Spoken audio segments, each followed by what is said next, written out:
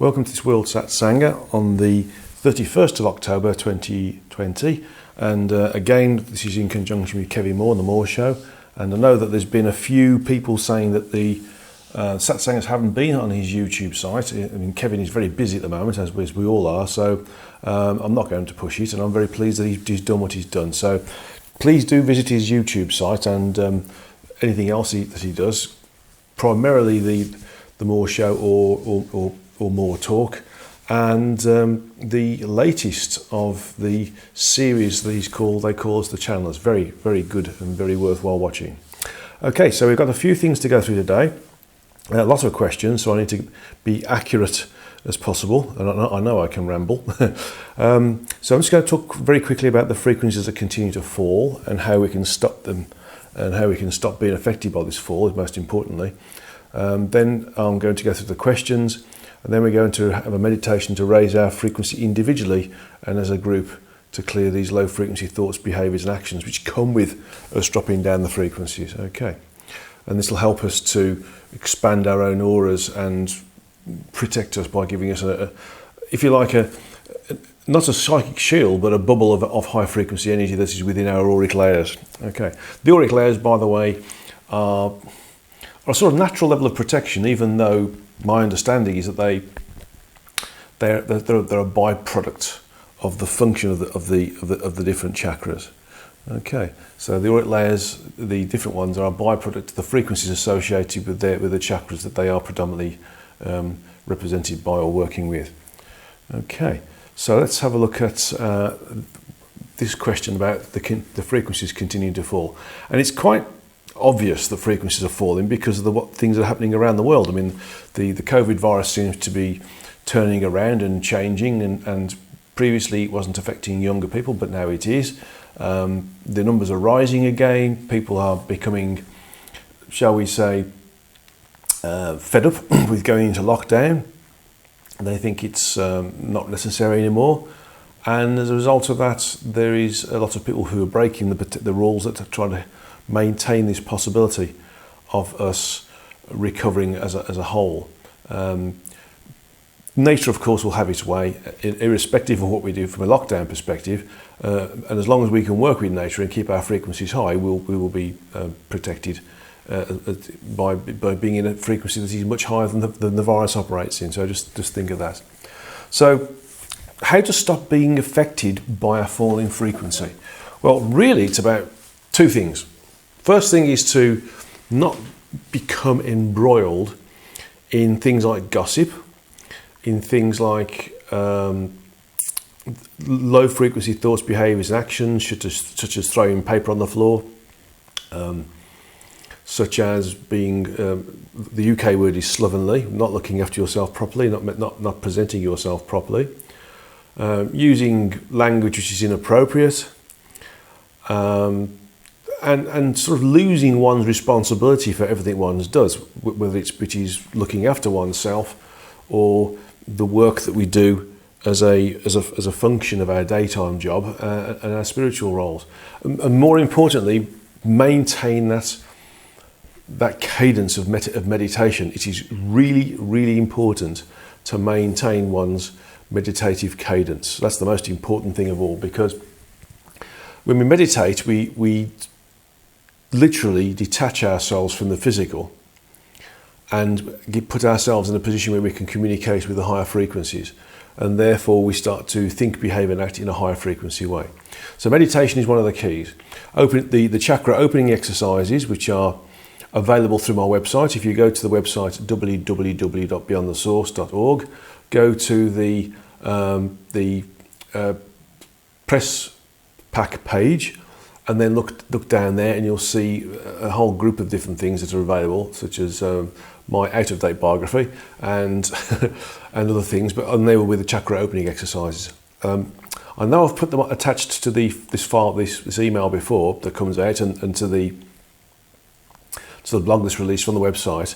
But I'll send you the link basically, so you can just go there and pick it out yourself, because there's other things there as well you might be interested in that are of a metaphysical nature.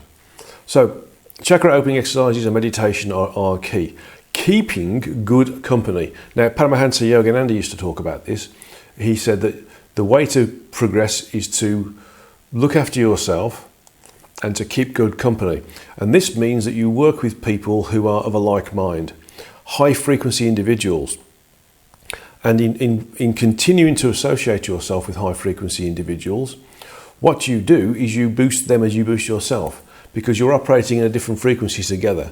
And rather than exposing yourself continually to the low frequencies that are experienced in cities and at the workplace and at the home and in one's pastime, one can associate oneself with another pastime, meditating with people who are like-minded, and you raise your own frequencies and the frequencies of those around you as well. So it really is important to keep the association with individuals who are clear-thinking individuals, who are clear-sighted individuals, and are clear-knowing individuals. Clairaudience, clairsentience, and clairvoyance is the old-fashioned way of saying it.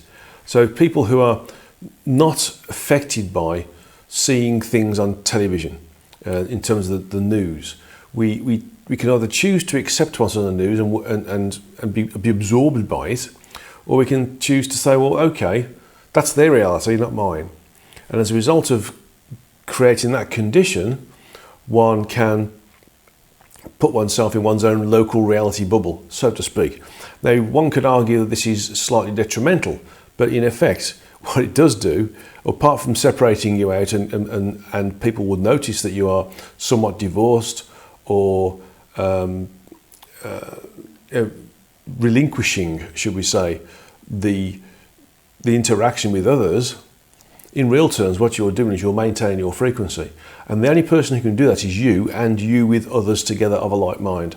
So it's really important to make sure that you can stay with those individuals who are of like mind and who want to also maintain their own frequencies and not get pulled down or sucked into the thoughts, behaviours and actions of others. One of the things you can spot within yourself is greed.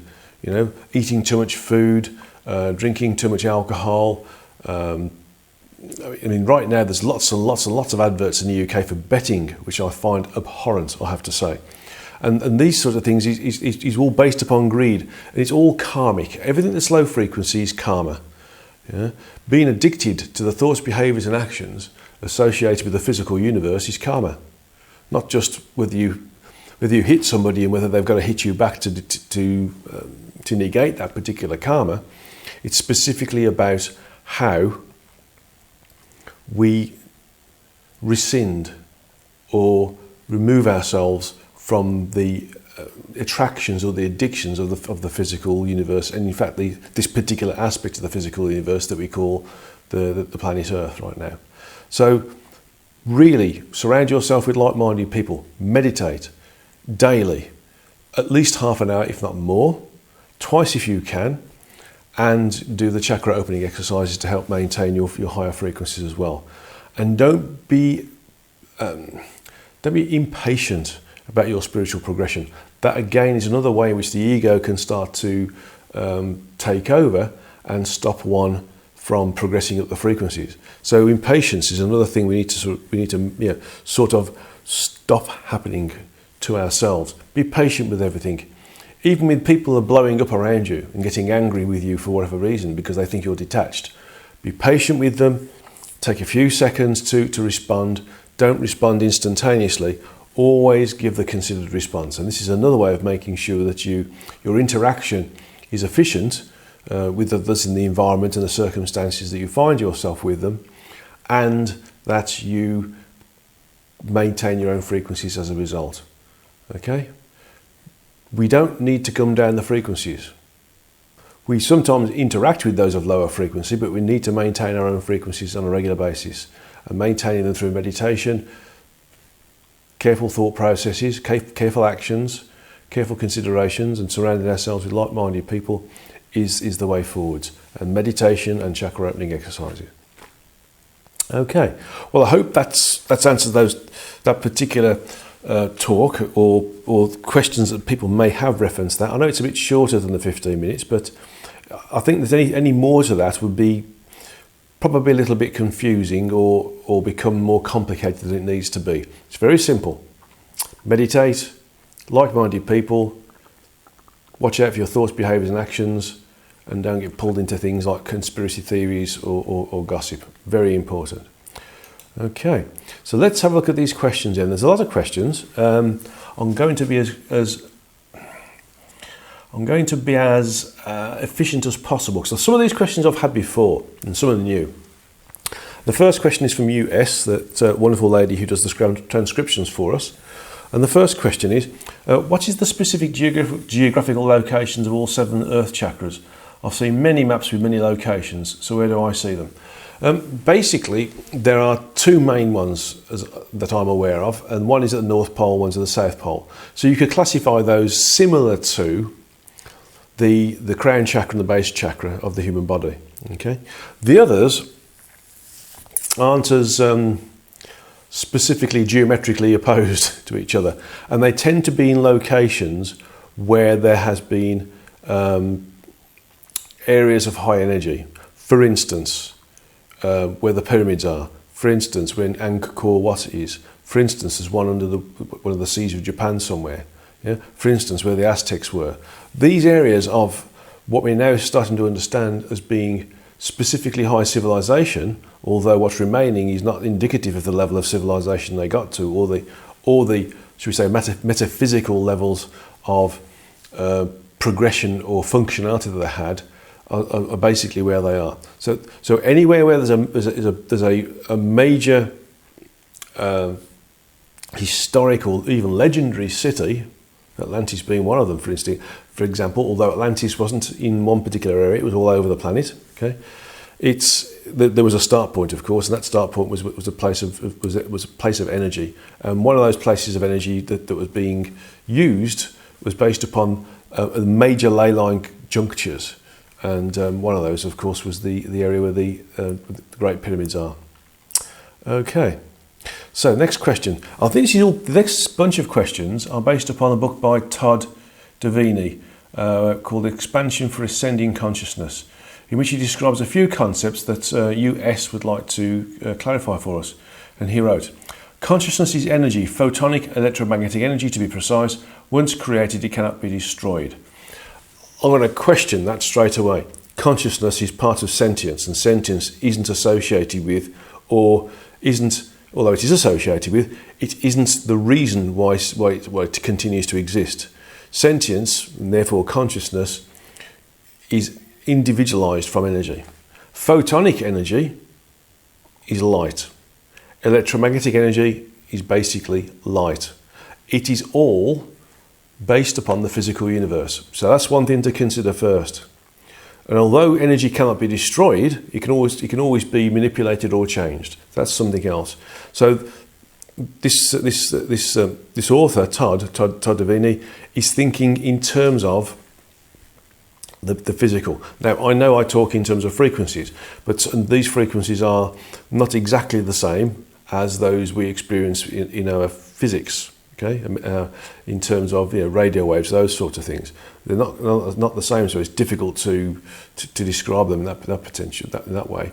So the first question is sentience made of photons or electromagnetic energy or not? No, sentience is nothing to do with, although it can be created from energies. We know this, and you know from the previous Satsangas when I've described how energies can go through the Darwinian. Somewhat Darwinian process, so-called Darwinian process, that leads to the road to sentience. And if you look in the Origin Speaks, there's a whole sort of chapter on that, the different stages of which an energy can go to create sentience.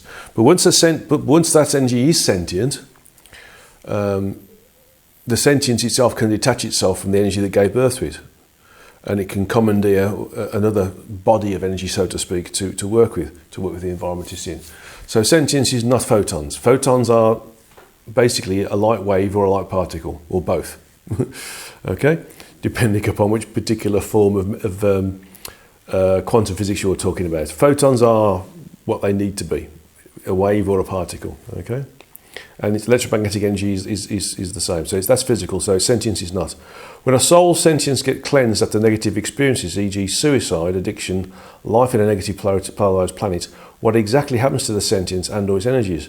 Are they wiped clean like a computer that is reset to factory settings so they won't contaminate other originating sentience? It's more to do with removing eventually things like evolutionary debt.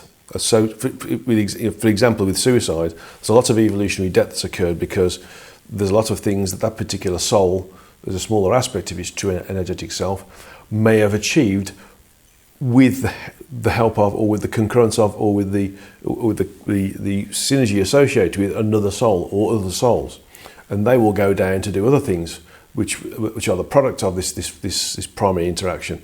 And so you have this fractalization of things that are downstream, like a domino effect, that creates a condition of evolutionary debt. If that particular individual commits suicide and cuts short those interactions with those other souls, okay, so it's quite a difficult thing. But what happens is they don't get reset as such in terms of like a reboot and everything's forgotten. It's more a case of the traumas associated with the reasons why they've experienced something like addictions to drugs and suicide have created that condition. And with drugs, of course, you have this condition where the energies associated with drugs are so low that the soul is also affected by the low frequencies. So it's creating a condition where the soul can be elevated through the frequencies as well. So it's not sort of wiping them clean per se. It is giving them energy to see beyond where they were, and give, for instance, if they were a rat in a maze or a human being in a maze, for example, you look around the maze and you don't know which direction to go into. If you're lifted above the maze, as an example of being lifted up a higher frequency, then you can see where to go to quite clearly. And it's a bit like that. It's a bit like giving them higher energy so that they can see what they did wrong. They can see how the low frequencies are affecting them, and sometimes they have to be done this in a sort of quarantine where they can't affect anybody else or any other soul or any other TES. So it's really elevating them back to where they should be, and detaching them from those thoughts, behaviours and actions associated with what created the suicide condition or what created the addiction, whether it's drugs, drink, or simply materialistic thought processes and actions. Okay. The next part is density is the number of photons each consciousness contains. Well, again, consciousness isn't photons, so that's a bit of a misnomer. So the third question is associated with this: is this what you mean by sentient quotient or sentient mass or not? Detach yourselves from the words photons, and just think of it in terms of the amount of sentience associated with, for example, a known volume of energy. And let's give it a metric. This isn't correct, but let's give it a metric. Let's say you had a cubic meter of energy, and the sentience associated with that cubic meter of energy is, let's say, equal to pressure. Okay, so we have 1 bar. Now, 1 bar is 1 atmosphere, which is the pressure we have when we're breathing air, standing on the earth. Okay, if we increase that pressure to 2 bars, that's twice the amount of air in the same cubic meter. Okay, if we increase the pressure again to 3 bars, it's 3 times the amount of air in the same cubic meter. Reverting back to sentience, it's like having 1 bar of sentience, 2 bar of sentience, or 3 bars of sentience. It's the amount of sentience associated with a given volume of energy. Okay, so it's not the same as density associated with photons. Okay, next question. Photonic energy is the storage capacity for experience. You can only accumulate what your density can hold. Sentience stores it. and the sentience associated with the true entity itself stores it. And sometimes energy can be used, but not physical energy like a photon. Okay, photon is a wave or a particle. It's part of the gross physical. This is something to remember. It's within the first frequencies, so it's super low frequentially. Okay, so the question 4 associated with this: how are the records stored by a higher self or source, energetically speaking? Is it like a DVD or something else in the human terms? It's simply sentience. When it's interacting with an environment and a circumstance within the environment and other individualized entities or sentiences within those environments, creates a condition called evolution. And it's almost like creating another quality of sentience. It's the experiential quality of that sentience. So it's different to sentient quotient. Okay? It's the quality of sentience.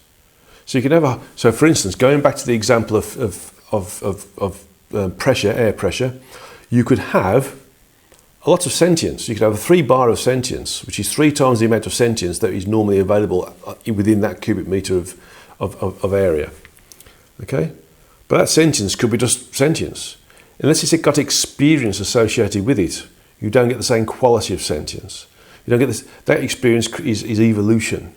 So you have, in this instance, you could potentially have 1 bar of sentience in the same cubic meter, and that 1 bar of sentience may have a higher quality of sentience than a sentience that is 3 bar of sentience or the higher sentient quotient in that same cubic meter.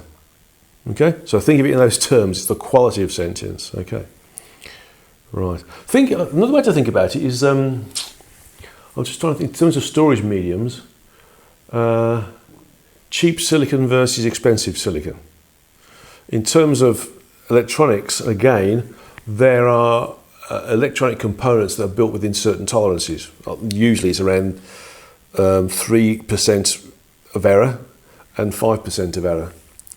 And they're selected and sold as such.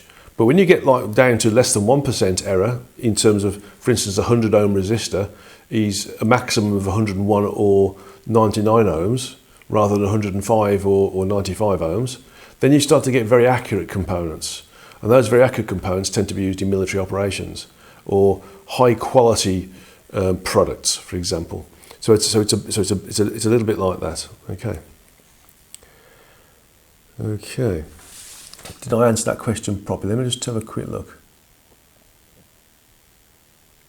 So the amount of, so our records are stored, what we experience is stored is basically the quality of sentience. Okay, that's the evolution. Good. Next bit. Existing and experiencing causes photons of your consciousness to increase in vibration and frequency, which increases photonic density through division and allows you to extend into the next density of consciousness.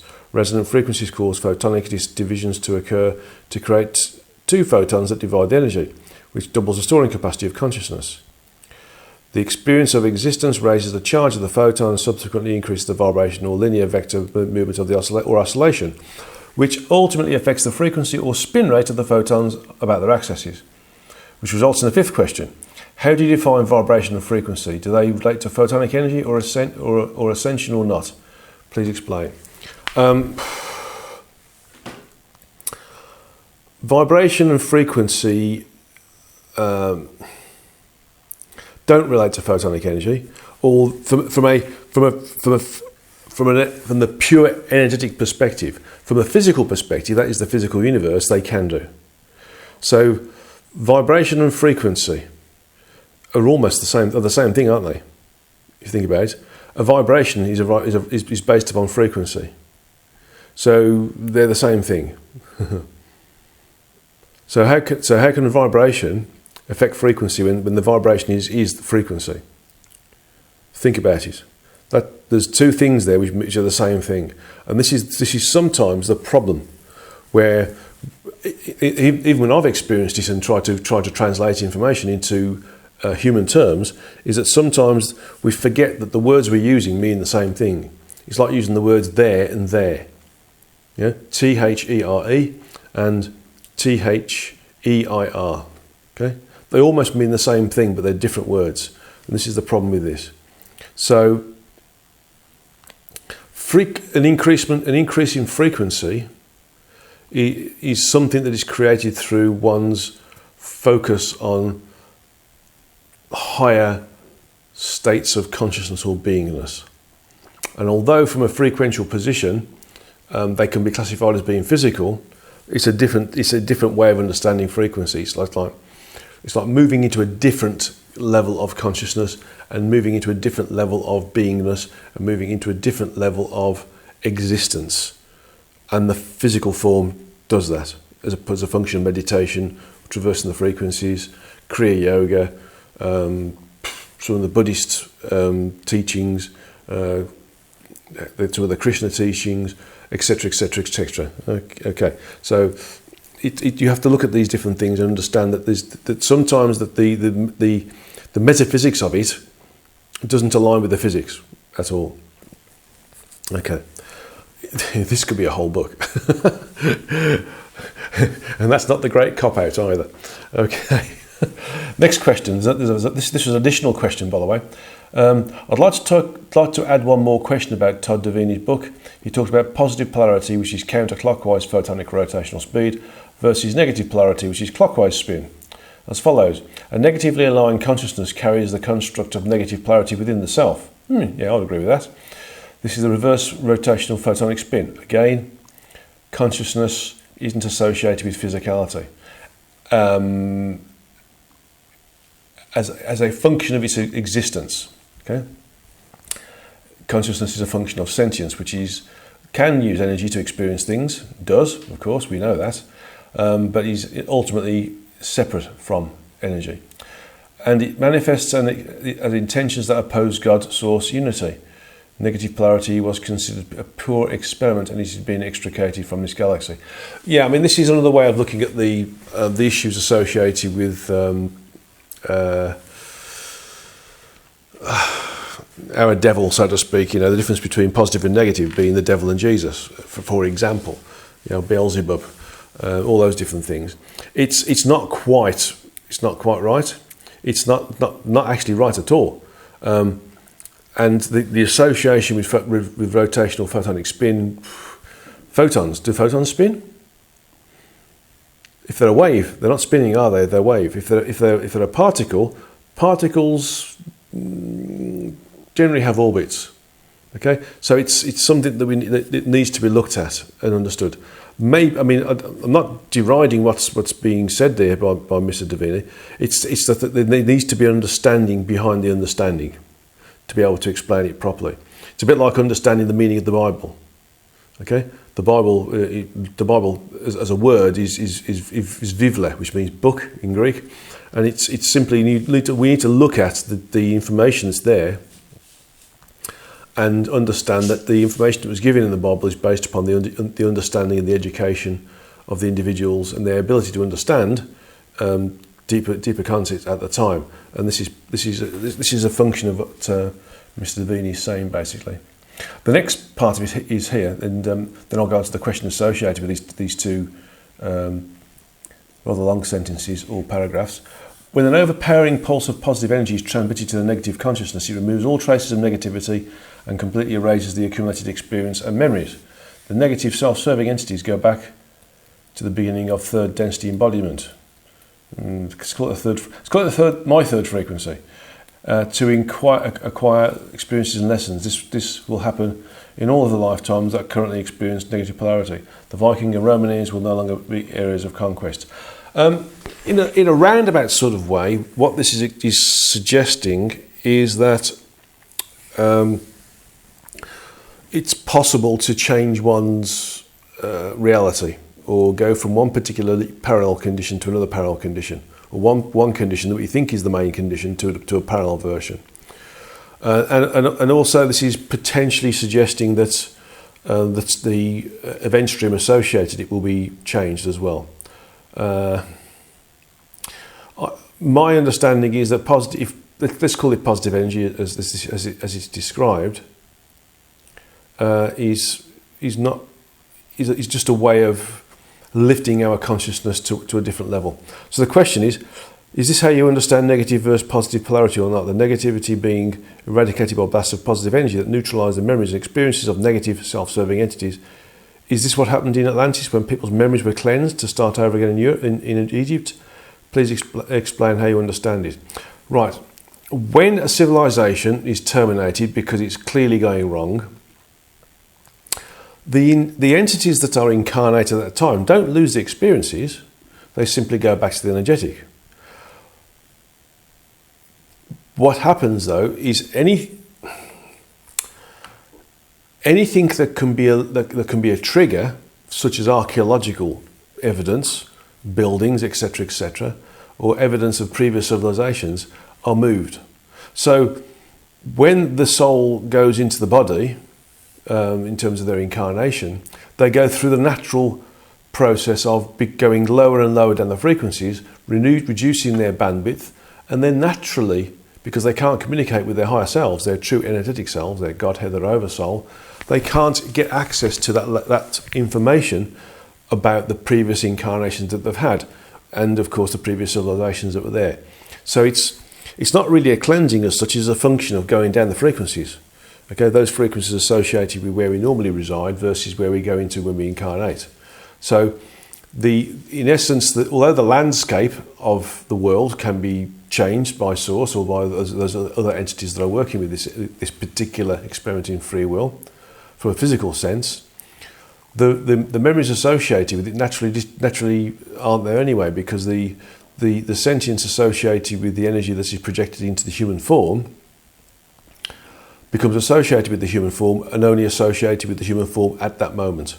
And so unless they are working on a higher frequency and are able to, or they work on themselves for a long time through meditation, they're never able to get access to those memories and experiences from the previous incarnations, and hence this idea of cleansing. Okay, so that's a good set of questions there, and I think that with all these things, including my work, take it as it comes. Whatever feels right to you, use. Whatever feels that it's not quite right for you, or is not right at all, or which you feel uncomfortable about, don't use. Take your time to progress, and hopefully you'll progress at a good speed based upon being able to absorb and work with higher levels or higher concepts of information. And we'd like you to be able to go further than myself and other individuals. That's the way forwards. Okay, we've got a group of questions here from JM, and JM says, as always, useful to use what's helpful to others. And I strongly suggest that you publish a book of the questions and answers material, maybe through the end of the year. It's a rich resource. Well, it's actually there. It's not all the Satsangas. It's in the Satsangas that US has very willingly and lovingly transcribed for us. So there's a book there from around 2016. Clearly the Satsangas that we did in 2012 up through to 2016 aren't there. The recordings are still there. Sometimes they're not on the website because I'm short of space, but I don't lose anything. I've got them backed up. So anybody who wants to get any of the Satsangas that are not available, or for whatever reason don't download, don't be shy. Give me an email and I can send the recording for you. But it's just that I'm limited by space, and the difference in remuneration that the website holders have, the service providers have, between what I've currently got in terms of data storage, and what I could go to next is not insignificant, believe me. They like to give you enough to get you going and do quite lots of stuff, and then they like to increase their opportunity later. Okay, first question: in the caretakers of the physical universe, that's the book called the Curators, we learn that there are at least 120 times as many variations of form factor that we have on Earth available for incarnate evolutionary experience compared to the rest of the physical universe. Am I reading this right? That our Earth is a very, very special place in the universe, one much more desirable than any other. Yes, it's a very diverse planet. we're very, very cleverly and systematically making it undiverse by putting various different flora and fauna into extinction, and that's a tragedy. We don't understand what we've got until we've lost it. And on top of that, because it's got this diversity there, it's all part of the opportunity for us to understand how to think, behave and act in a higher frequency way. Okay, so again, we are allowed to do that on an individualized basis, okay, without any trying to think of the word now, without any responsibility to anybody else or even ourselves. So that's part of the individualized free will. That makes Earth very, very special. The clear diversity of flora and fauna, and it's the only place in the whole of the physical universe that's got individualized free will. Anne suggested you open your eyes, increase and see. You're amazed to see that the hillside is full of habitation specialists. What did they look like? They basically balls of energy. they create a condition to enable them to manipulate the environment, work with it, improve it, change it, etc. In whichever way they need to. They have the capacity to recreate anything if they wanted to. I mean, they could, if they really, really needed to, they could totally recreate all of the rainforests. They can operate a bit like a 3D copier, if you want to use Earth-based terminology. They can create anything, and they do so. But the hillsides around here are full of all sorts of different things. But we've clearly got the aliens of Meta are still here. But at the time I was asked to look at that, these entities are just multifunctional, multiform energy, but they have a basis of being sentience and energy, which is manifest to me as a ball. But they may look like other things to other people as well. And sometimes they have different roles. And this leads into question 3. In the different habitation specialists, Anne lists a lot of them, starting with the bacterial worker's role. I was also expecting something like the virus worker's role, but this was not discussed. Why not? Are bacteria special within their own habitation specialists, but viruses are not special? It's a very interesting question. Well, I've just meditated for a few moments on this question because it was rather interesting. Why wasn't there an entity associated with virus when there was with bacteria? Now, what I'm being told is that bacteria are part of the environment from the perspective of its function, its normal function. Virus is like a function that isn't associated with normal function. Think of them like antibodies, where they come along and they inhabit various different forms and kill them. They're a bit like they move around the earth. They're part of the earth. Okay, they're part of the function of the earth, the defensive system of the earth. So they're a function of the earth, not of the maintenance of the earth, so to speak. Because the earth, of course, is an entity in its own right. It's got its own sentience, and as such, it has its own functionality. And so, whereas the habitation specialists are working on maintaining or helping to maintain certain functions of the earth, the virus is part of the earth itself on its own and doesn't need to have any other specialists working with it to maintain these things.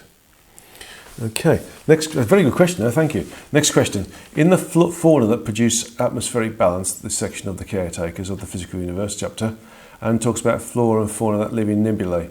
She says that the flora and incarnate vehicles take sustenance from some of the fauna. I read this to say that life in the nebula is similar to life on Earth, where fauna that are carnivorous get sustenance from eating other fauna. Are these carnivorous fauna living in a nebula? Or are they? Well, it's not classified as being carnivorous. It's more to do with creating balance. So they would absorb rather than being carnivorous, so to speak. And what I'm being shown here is a function of maintaining balance. If there's more variations of a certain type of fauna, then that fauna its volume or number of, shall we say, is recalibrated back to putting it back in balance. Mankind is very good at knocking things off balance, and so this is why our habitation specialists around the earth are working very, very hard to put things right, and this is why our weather systems are changing, etc. Okay, so it's not so much carnivorous; it's more like a natural balance that's there, where the balance needs to be maintained, and if one thing gets more than another, then it changes. On a completely opposite note, I have something called a sewage treatment plant or a package treatment plant in my house that myself and Anne had, and there's something called biomass, which is when the waste from our sinks and our toilets and our baths goes in there. This biomass sort of eats its way through the bacteria and the microbes that are there, and they survive. But in doing so, they clean the water, and clean water comes out the other side. But there's various different forms of biomass in this thing, and sometimes there's one form of biomass seems to get the competitive edge on the other, and so all of a sudden you get these like amoeba type things growing, whereas sometimes they disappear totally and something else grows instead. So it's a little bit like that. This is balance, a bit like rabbits and foxes. Okay, if you have too many rabbits, the fox population can grow, and they grow to a size where there's not enough rabbits to sustain the foxes, so the foxes starve. So the foxes all start to die, and therefore there's no foxes to kill the rabbits, so the rabbit population starts to increase again. So it's this natural function, the ebb and flow of balance that's being created. Next question. Anne declares that there are 5 populated planets and moons within our solar system, including the Sun, with 27 form factors, including the 2 that are in the Earth. This generates lots of questions. So there's 3 questions here. 5.1. The first comment being question 5. What is the second form factor on the Earth or in the Earth? I recall in another book you mentioned a third form factor deep in the oceans. Well, the 2 main form factors are the dolphins and the human body. Of course, the human body has various different genomes associated with it as a function of normal Darwinian evolution, adaptation by other entities that are working with the entities that are maintaining the Earth and the physical universe as an evolutionary medium for accelerating evolution, and of course the changes energetically to allow the body to function in lower frequencies as the Earth drops down the frequencies. So there's the other form factor is basically a higher frequency, and it exists within the Earth, but it isn't in an Earth. It's like it exists in the next frequency or frequencies slightly up from the third frequency level. So what we would think of as being physical density, like rocks, aren't dense. It's like us moving through water, for instance, or us moving through air. Okay, so that's the third one there. They are simply just another form of incarnation that is a higher frequency. So the main physical ones are the dolphins and the human body. Okay, the next one is the form factor in the Sun the one you described in the History of God, or is this an additional one? The one that's described in the Sun in the History of God is specifically for the Sun. These 3, the 2 gross physical and the 1 higher frequency, are different to the form factor of the entities that live in the Sun. Okay. Next question. 5 populated bodies: the Earth, the Sun, and I'm assuming Jupiter, Saturn, and one of Jupiter's moons. I'm told it's Io in Jupiter's moon. So the Sun, the Earth, Jupiter's moon. I'm told Mars, and I'm also told Uranus.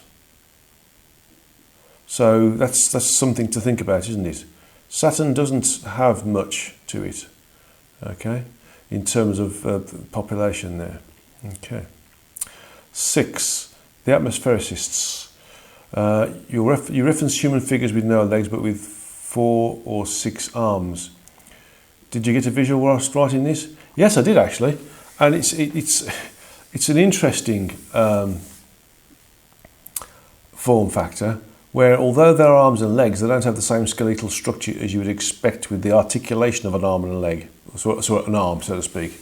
So whereas they had 6 or 4 arms and no legs, the skeletal structure is based upon the articulation of an arm without things like the scapula, those sort of things. Okay, so it's a different way of creating the skeletal structure, albeit of a different level of frequency as well. But that was the visualization I got. Number 7, in the Mythbusters, Source Entity 1 mentions real changes happening in the last 10 to 15 years. What changes? How about a list? We're experiencing the changes, basically, and I think we just need to sit back and watch what's going on. I know it sounds like a bit of a cop-out in terms of the answer, but what I think would be worthwhile doing is maybe in the next Satsanga, November Satsanga, is that as part of the lecture at the start, I could say what this list is, what the next changes are going to be. But I'm going to tell you now, we're experiencing them now. Not all of them, we're experiencing a few now. Okay, so I must remind myself to use this. I'm going to copy this. So I'm looking at my PC right now, so I can add it into the text for the advertisements for those who are logging into this via emails rather than via the website blog. Okay, that's a good question. We'll put it into the next lecture. Next question, number 8. From a deeper understanding early in the curators, the subject of antimatter is discussed. We learn that it does not explode when in contact with matter, and Source Entity 1 says that antimatter doesn't exist. But if it doesn't exist, how can you discuss it? Does it exist after all? It's like a point of human reference. It's something where we have to use a point of human reference to be able to discuss the fact that it doesn't exist. So before we say, for instance, milk doesn't exist, we have to prove that milk doesn't exist by saying that milk doesn't exist because of, etc., etc. So dark matter doesn't exist, but the human scientists have decided that dark matter exists. So they've created a name for something that doesn't exist because they're using it to describe something that they can't understand. That being how the universe is held together. Why isn't it expanding like they thought it was? Why isn't it contracting like they thought it was? There must be some form of structure. We know that the stars and the solar systems and galaxies and nebulas out there, but in between them there's darkness. That darkness must have some form of structure. Let's call it just dark matter because we don't understand it. But in real terms, we know that the higher up the frequencies we go, the more of the function of the physical universe we see. So when we go from the 3rd to the 4th frequency, we see more. There's more stars, for example, more nebulae, for example, more systems, or solar systems, for example. We go right up to the 12th frequency, that there's no gaps at all, almost. So it's not a function of dark matter; it's a function of the structures at a higher frequency. And this is the same with antimatter. We have to use a human name or a human piece of terminology that's been created by humans to explain something that actually isn't there because they think it's there, but you have to explain to them why it's not there, and that's the reason for that. It's a bit a bit circular, but that's what it is. Okay. Okay. Number 9. Towards the end of the deeper understanding of the chapter, the curator's Source Entity 1 tells us that for each and every one of you that exists in the incarnate state, there are at least 1 billion others working on your behalf. This is mind-boggling. 1 billion for me, a separate billion for you, etc. Is this really the case? How is there ever room for billions to serve the 7.5 billion people on Earth right now? It's a figure of speech. If you think of it in terms of the number of individual, so we say, the guide and helpers, and then all of the fractalized versions of yourself with different realities, different event spaces, etc., etc. This is where it all comes from. Okay, and on top of that, we have to also include those individuals who are working with us, but are actually looking after those, those guides and helpers, by the way, but are looking after other incarnate souls or incarnate aspects, because they have an interaction with us, because the soul that they're looking after, or the aspect that they're looking after, benefits from its interaction with us. So although they're primarily looking after that particular aspect or soul, the fact that that aspect or soul interacts with us is beneficial to us. So they're also working for us, and they're working for them as well. So our guide and helpers are working for us and the other souls that we interact with as well. So when you look at the fractalization of the individuals we interact with, and that they interact with, and the interactions interact with, and the interactions who interact with the interactions interact with, you start to see how it becomes a billion easily. Okay, so this is how things create this large number, and then you have the different event spaces associated with it as well, and the different realities within the different event streams, within the different event spaces.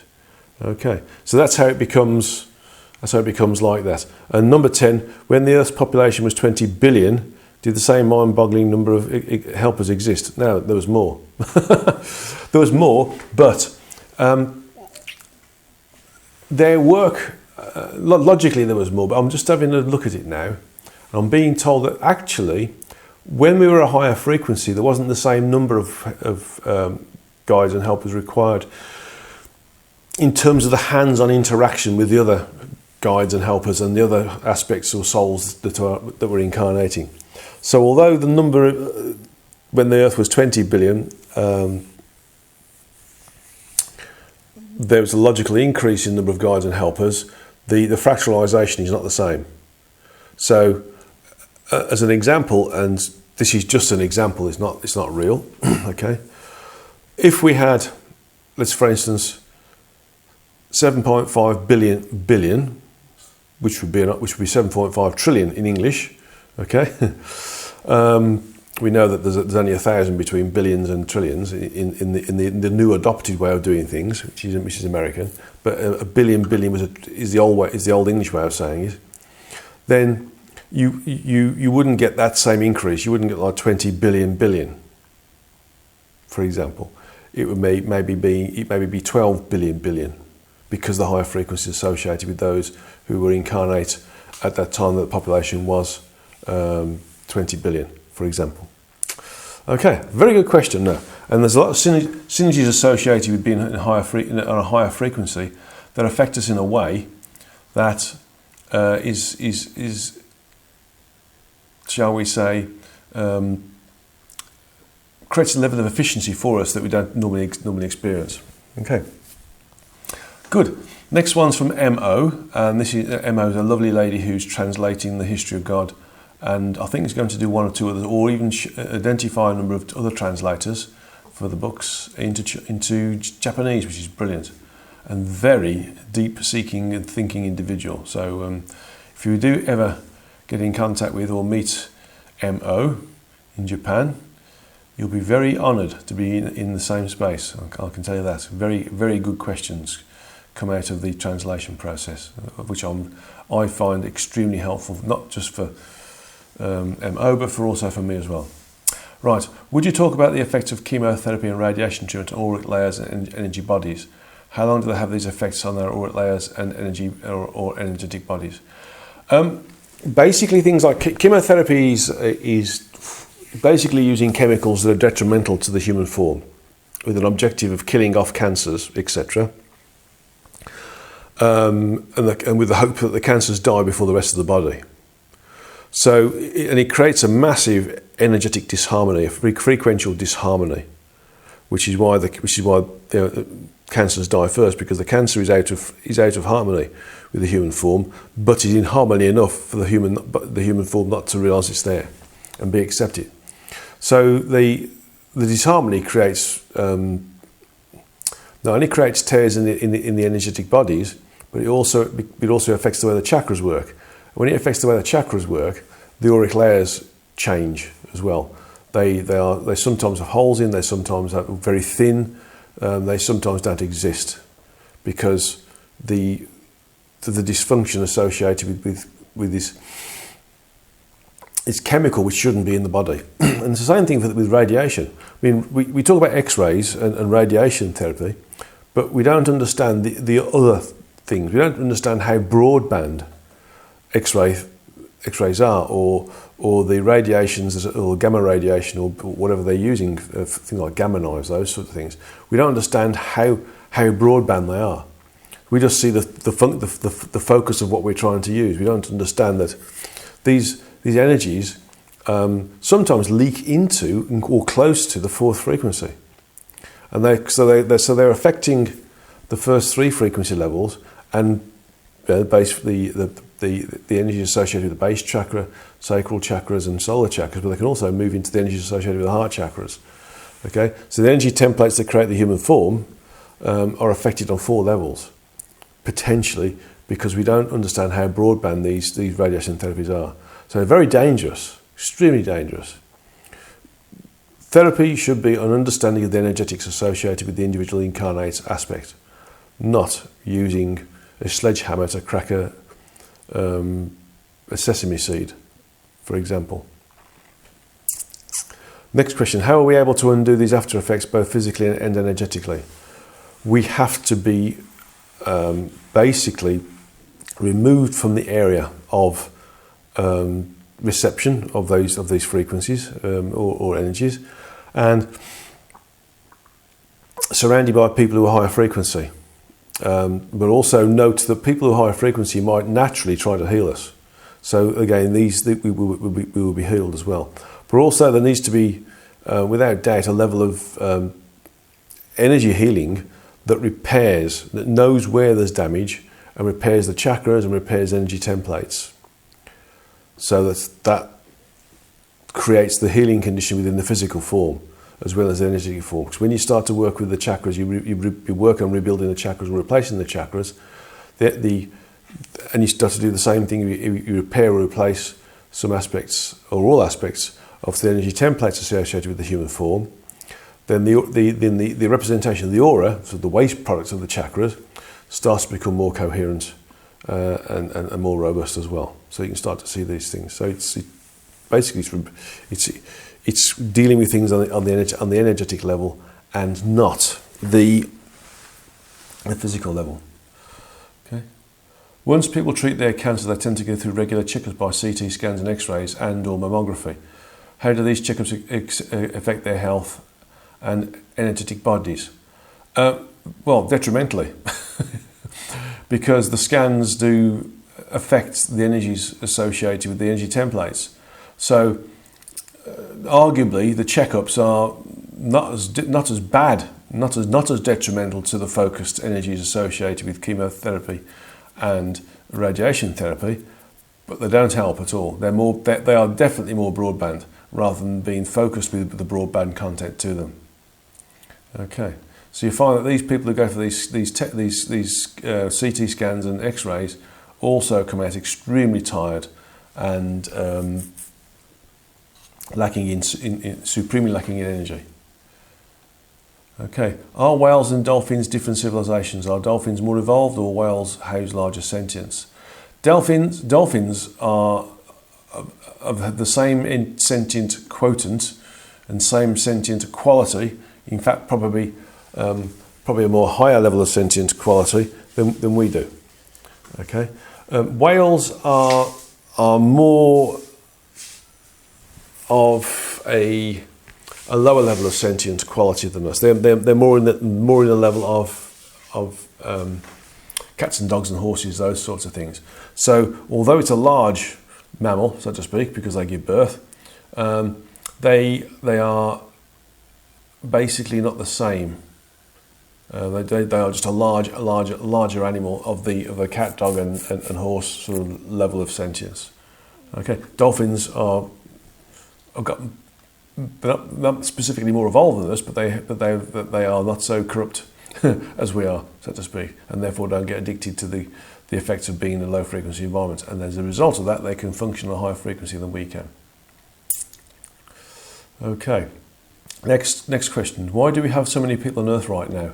I thought there was some sort of immigration office in the spiritual realm that controls the number of incarnate entities. They must have known that it will create a massive problem. Yes. My understanding is that there is still massive queues of souls who want to incarnate on this planet of choice, as Phyllis Schlemmer would say, the only planet of choice. Basically, the evolutionary opportunities associated with individualized free will have been recognized as being obviously an excellent way of accelerating one's evolution. And the increase in population has been allowed to grow. In fact, as we know, there's a lot of human forms that are, for example, housing more than one soul. So it's not a case of one body, one soul. There's more souls than there are bodies incarnating. Some of them are passive, some of them are active, some of them sort of share roles, some of them come and go as walk-ins, for example. But it is creating massive problems, and it was thought that the higher number of individuals that would incarnate may affect, I'm being told now, may have affected the speed in which we would become more aware and awake, which seems to be going the other way. So the lower frequencies are also affected by the higher population as well. Okay, so yes, think about the viruses, etc. The various different viruses that the Earth's been projecting towards us. It's another way of controlling our body type, our bodies, and number of incarnations that can be had at one time. Okay, question on karma. In the History of God, page 477, Source Entity says, this link ties the two entities together for eternity until one of the following two things happens. One, they forgive unconditionally. This is one of the greatest gifts an entity can give to another entity, for it severs a link for that particular action between two entities for eternity. Or two, the entity who gave the initial wrongdoing will receive a similar action from the same entity that previously received the wrongdoing. Questions are these the only ways in which karmic links can be severed? I'm wondering what would happen if, one, the entity who received the wrongdoing forgave the entity who gave the wrongdoing unconditionally. One of them gave unconditional forgiveness. Okay. Two, if the entity who gave the initial wrongdoing sacrifices him or herself to save the same entity that previously received the wrongdoing. Or three, if both entities get so sick and tired of having these karmic issues over eternity and decide to forgive each other, can mutual understanding and agreement of sever the links like the divorce in the physical? Is there any backdoors to sever karmic links? Well, those three things are ways of severing karmic links. So the first one, the entity who received the wrongdoing forgave the entity who gave the wrongdoing unconditionally. One of them gave unconditional forgiveness. Yes, read the text on this when it goes through the transcription. But each of those three things are ways in which karma can be negated. Okay. There are other backdoors where a very good healer can sever karmic links between individuals. Individual entities, individual souls, I should say, and entities and themselves, for example, where karma has come through experiences occurred in different incarnations that have caused blockages or resistance in this particular incarnation. So karmic links between the self in previous incarnations can be severed by a good healer. Karmic links between the self and the self can be removed by the self, forgiving the self as well. And karmic links between the self and other incarnate entities can also be severed by a good healer as well, in conjunction with creating a level of understanding with the patient as well. Okay, so there's lots of ways, and also, of course, we know that gurus, Indian gurus, and other healers can take on board other people's karma, so that they can help them, they can elevate them up the frequencies, so that they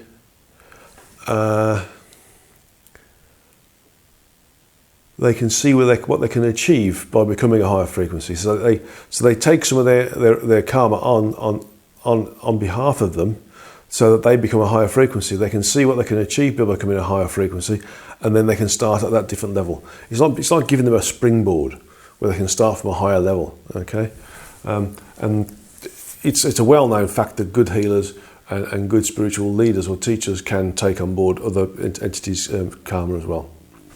Okay, so that's that series of questions. And I thought I wouldn't get through it, and I was almost in the position of saying, well, I'll need to split this in half for November, but we've got through it, so I'm really pleased about that. And thank you very much for those questions from MO, JM and US. Let's go back to the end of meat meditation now. A meditation to raise our frequency individually and as a group, and to clear low frequency thought processes, which is all in our auras and our community right now. So what we need to do is sit in our straight backed chair, and okay, sit with our feet flat on the ground,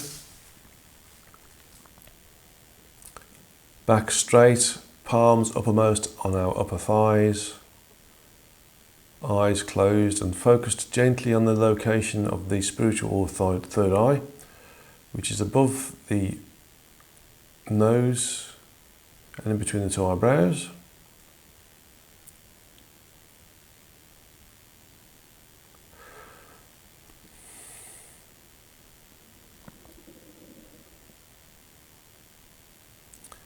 And we'll just sit here for a moment, just meditating, just being nothingness. Of course, there are certain functions of transcendental meditation. I mean, transcendence basically means that we move beyond the physical. But certain functions of meditation, which is just about just detachment and nothing else, no experiential activity at all.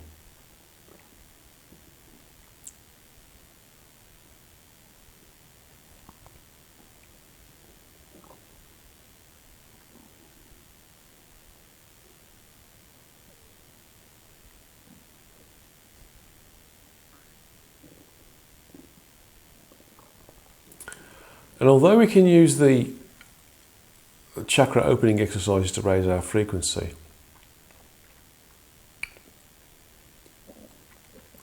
I just want you to just feel what it's like to be in joy. Okay?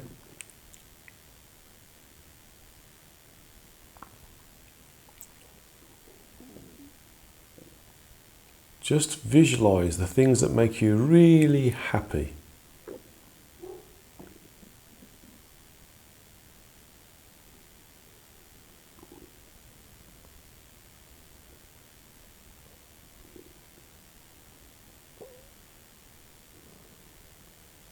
Visualizing things that make you happy is a really good way of raising your frequencies. If you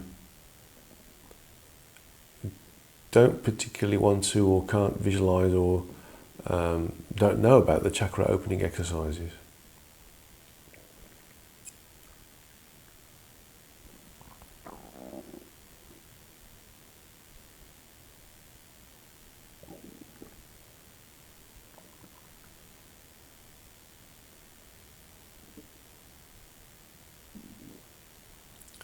See how your vibration increases, your frequency increases. For frequency or vibration are two different things.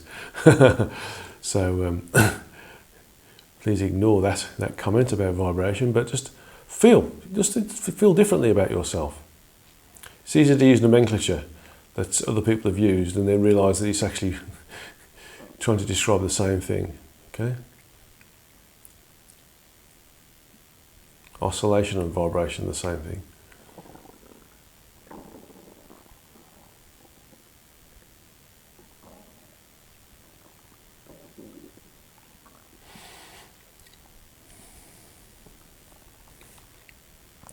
See, feel, or even just be what makes you happy.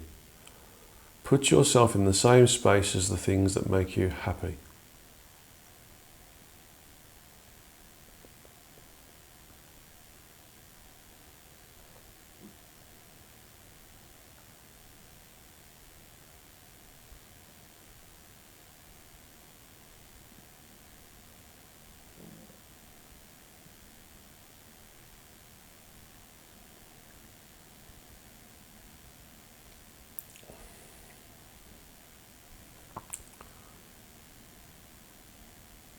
Make sure that things that make you happy aren't karmic, aren't based upon low frequency thoughts, behaviours and actions, but are things like being in nature, for example.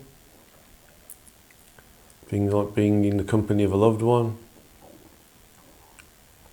Things like being creative, doing some sculpture, doing some art.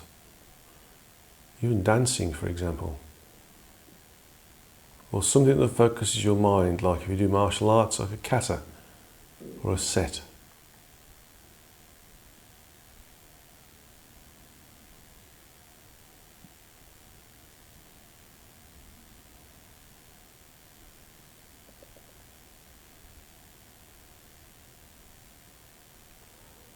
Just put yourself in the place, in the space that makes you feel really wonderful. And notice how you feel elevated.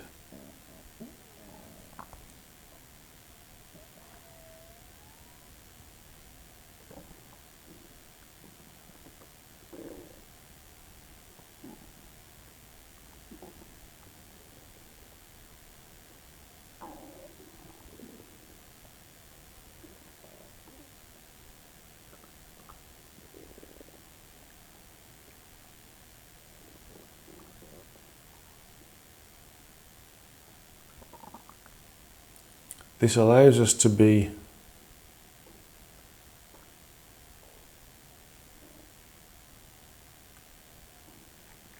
capable of interacting with others on a different level, a higher level.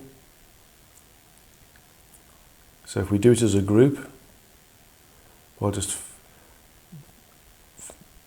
thinking about being in the group if we can't be with the group, for example.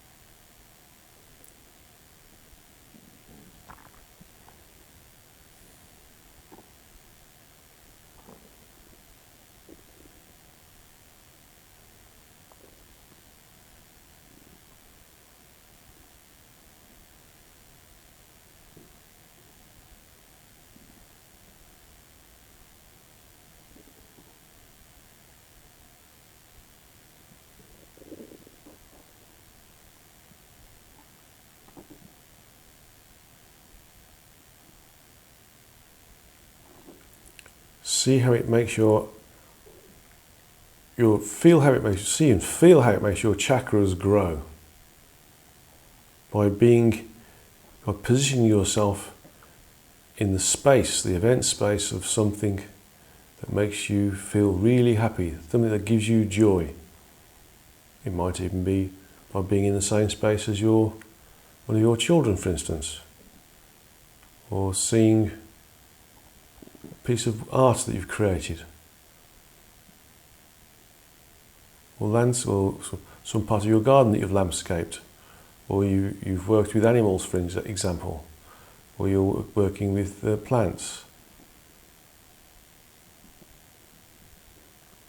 Just realise how happy you feel when you're doing something that you really love. See how elated you feel, how high a frequency your thought processes are.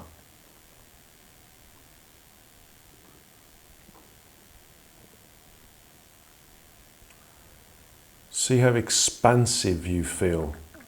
This feeling of being expansive is because you are expansive. And as a result, the gaps in between the auric layers becomes greater and greater. So rather than have an aura which is basically around a meter, meter radius from the centre of your body, from the heart line in your body, your aura can spread out to 3 meter radius, or 4 meter radius, or 10 meter radius.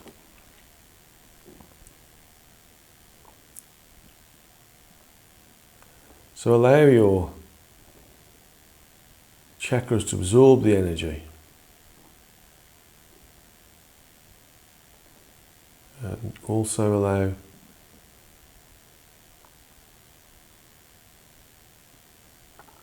yourself to blossom as your auric layers expand, as your frequencies increase, as you feel more joy.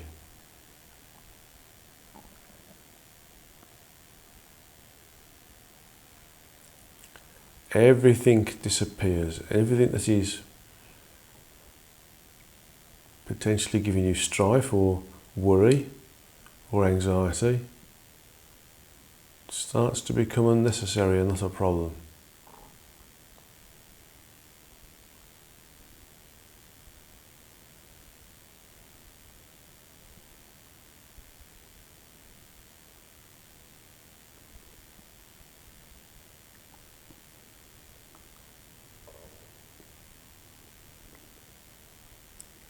Just doing this simple meditation on just being allows you to increase your frequency individually, and if you do it as a group, increase the group frequency, and the synergy affected with the group is a function of the number of the group. So if there's 2 in the group, it's like having 4. If there's 4 in the group, it's like having 16, etc., etc.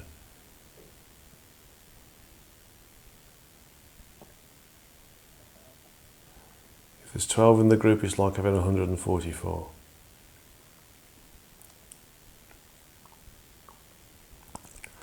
And as we increase our frequencies and stick together, all those individuals who have similar or same thought, so our frequencies increase and the local area around us, the frequencies of the local areas around us also increase.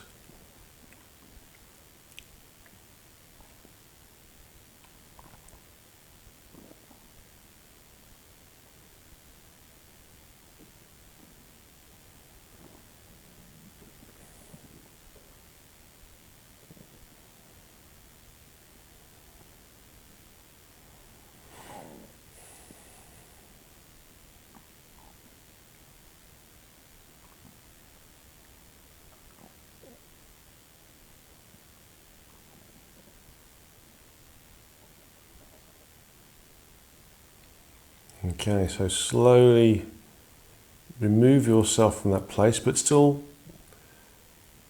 be part of it, so that you're there and here, so that the joy associated with being in that special place, or with that special person, or doing that special pastime, or creation, stays with you whilst you come back into the room. Slowly open your eyes.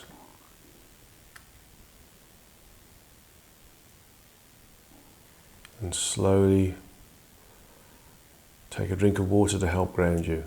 But know that you're also higher frequency as well associated with being in that special place. And that your auras will be expansive. Okay? You affect the community by being higher frequency. You affect the area, the environment, the people. Okay? You can change negative circumstances into neutralizing or positive circumstance. Okay. Just hang on to that feeling of being a higher frequency. Just the way we've just done it, by visualizing or knowing or being part of something that you love doing that gives you great joy, or somebody you'd like to be with that gives you great joy, or some pastime that you like to do that gives you great joy, or some environment that gives you great joy. Well, thank you for listening to this Satsanga on the 31st of October 2020 in conjunction with Kevin Moore and The Moore Show and More Talk and his program they call us Channelers. And I'm looking forward to the next Satsanga, which is going to be in November, and that will be on November the 28th. So again, if you have any questions, please send them in by the 15th. Thank you very much for listening. Thank you for participating. Please do share it with other people as well. Share the links. And don't forget, irrespective of how low the frequencies around us, stay high frequency. Don't get addicted to it. Don't get attracted to it. Don't be brought into it. Don't be dragged into any conspiracy theory communications. or anything. Just see and be the environment that you want to be in, and it will be there. Okay? Namaste to you all, and God's love to you all, and Origin's love to you all.